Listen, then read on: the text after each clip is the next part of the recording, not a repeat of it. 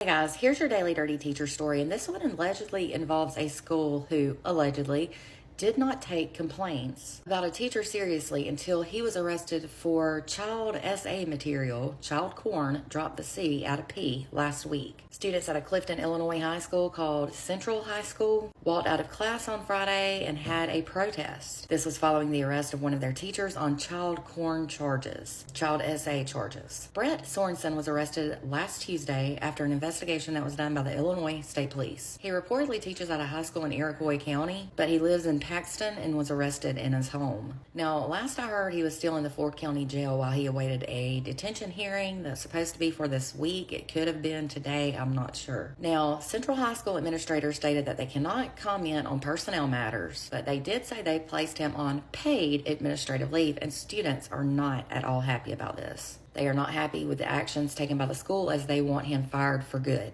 So students on Friday organized a walkout with help from their parents. It was said that the school administrators were made aware of the school walkout before it took place, and they talked to the parents or to the students who were planning the organization of it prior to it happening. The superintendent of schools is named Matt Maxwell, and he stated that they respect the students' rights to express themselves, but they asked that they keep the walkout or the protest brief as to minimize disruption during the school day, and said that students are expected to promptly return to class because they have the obligation to attend during normal school hours. However, a few parents responded to that by saying the school has obligations too. One parent said, where's the school's obligation to make sure the students are safe, to make sure they're taking care of the kids, and to keep the students wanting to attend school? Students actually protested though for hours on Friday, and most left the school property after it. Some of them did not attend any classes on Friday, and reportedly some were not going to today on Monday as well.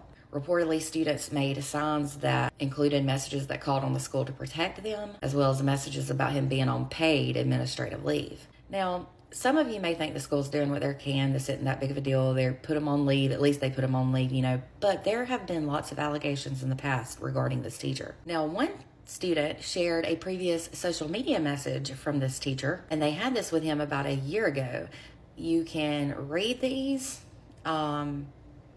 Just press pause and read it. I minimized myself. There's two more pictures of the messages, so I'll show you. This is number one. Here's the second one. Notice the student asked him if he's married, and he's like, yeah, it doesn't mean we can't chat. That's weird. You can get to know the non-teacher me, he said. Anyway, y'all pause and read this. Let me go to the third one, and then here's the third one that he sent. He's wondering what he said wrong. So as you can see, it is a bit odd for him to be sending that type of stuff to students. Students have described this contact as weird. Reportedly, the school said they weren't aware of this texting exchange until this last week. 60 students staged the protest at the school's front entrance in response to what they said is a lack of openness about the behavior of the teacher who is now in jail. The 37-year-old teacher now faces a total of 8 felonies for the child SA material. He allegedly disseminated the material as well. The investigation took place after authorities received a tip from the National Center for Missing and Exploited Children. Wednesday is when he was placed on leave. Reportedly, he's been an agriculture teacher with that school for 13 years. Students are now saying he repeatedly made inappropriate comments towards female students. Many students and parents said that their concerns about this teacher had been expressed for years and that nothing was done about it. Several said they're not surprised the arrest happened and it should have happened a long time ago. One student said his behavior towards female students was different and that the school administrators would just avoid the problems when they were brought to their attention.